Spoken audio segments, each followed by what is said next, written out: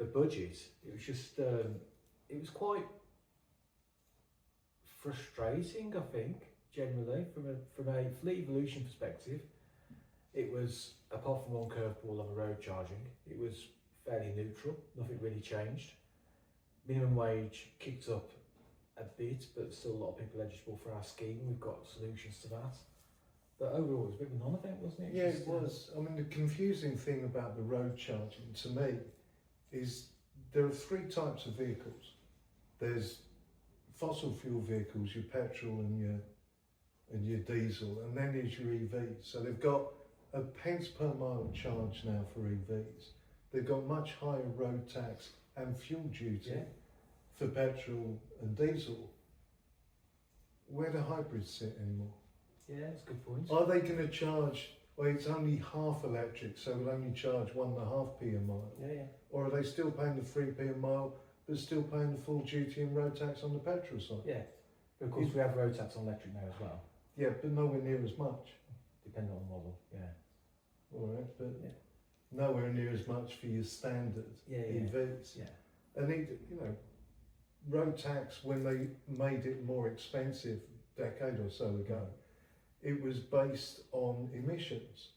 So actually, an EV with zero emission can't be higher or can't pay a higher road tax than they are already, because that would then either throw out the whole idea of these net zero targets, which is why they bought the higher pricing in the first place, allegedly, or it just, whatever's popular, that's what we'll tax, that's what we'll charge on.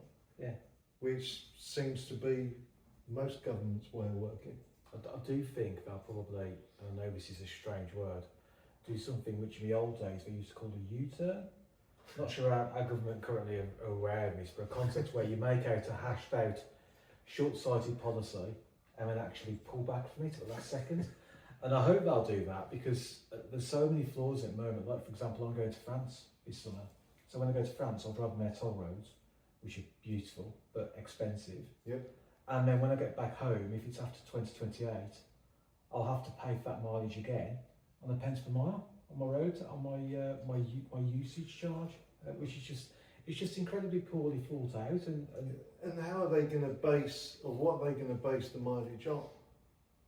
Do they wait until you have an MOT? You don't need an MOT for the first 2 or 3 years of a car. They'll estimate it, then they'll consolidate it when you get to the MOT. So probably a lot of people will either just, on the best case scenario, if there's loads of money, sell just before. Yeah, or in the worst case scenario, a return to our kind of days. Well, that becomes clocking. That becomes a benefit for people using the salary sacrifice scheme. If you change it every year or every 3 years, just before it needs an MOT, you estimate you do 1,000 miles a year. Yeah. Then your per mile charge is going to be lower than it actually should be, and there's never any way of checking, because when the car's MOT, it's not yours. It just doesn't seem like there's been any thought to it, as most of the net zero policies are like that.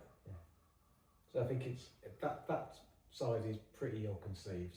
Kick on minimum wage is another issue. It's again saying we're going to try and make everybody better off by just penalising employers, which ultimately leads, and has continued to lead, and has led more recently to job losses. But again, it's pushing more people out of minimum wage criteria, out of salary sacrifice criteria. So a lot of the people who really could take advantage of smaller EVs which are coming onto the market now can't go salary sacrifice. I get that, but the difficulty to me of that, and I will point out my real gripe about the government quoting that we've given millions of people a pay rise. No, they haven't. They've just forced employers to give them a pay rise. It's a slightly different thing there.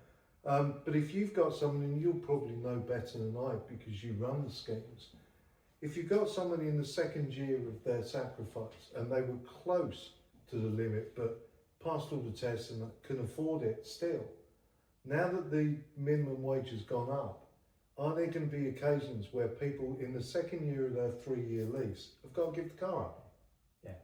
We're getting calls on that, and either the employer or us. I just don't understand how that can be allowed to happen.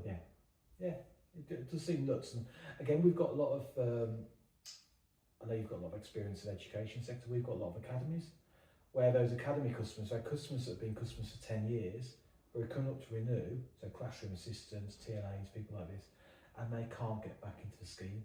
And it's just so crazy. So having to go out and buy older petrol or diesel vehicles because they can't afford to renew at this particular point in time, and incurring the huge expenses which come from fuel bills, etc. And the problem is the perception of people in that situation.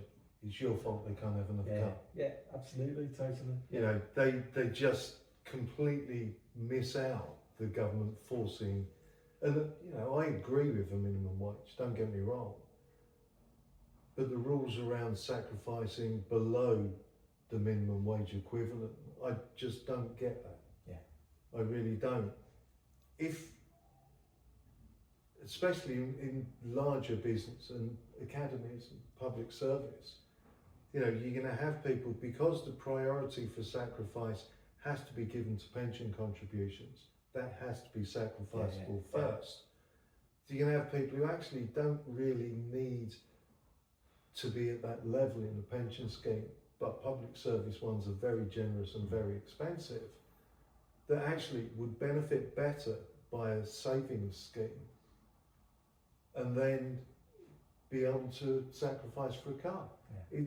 The combination of there are priorities and we'll tell you what the priorities are from the government, I don't think, again, has been thought through properly. The only conclusion, I guess, is that we're not overly enamoured with the budgets, but salary sacrifice cars are still a great benefit for your employees. And actually, with more recent events at time of recording, with fuel prices going a little bit crazy, even more important for us.